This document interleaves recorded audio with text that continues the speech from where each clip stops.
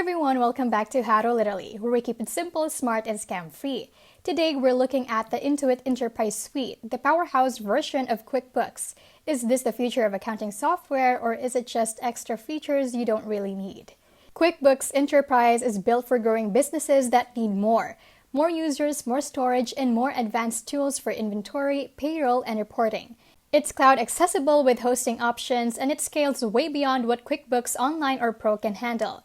I love the level of control it gives. You can set detailed user permissions, track inventory across multiple locations, and even run customized reports that go deep into business insights. It's clearly built for people who need serious accounting power without jumping to ERP-level software. So the downside is it's really expensive. Pricing starts higher than standard QuickBooks version and increases if you want cloud hosting or more users. Also, it's a bit complex, not ideal for beginners or very small businesses.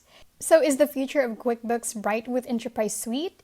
If your business is scaling and needs serious tools, yes. But if you're a small shop or just starting out, QuickBooks Online might still be your best friend.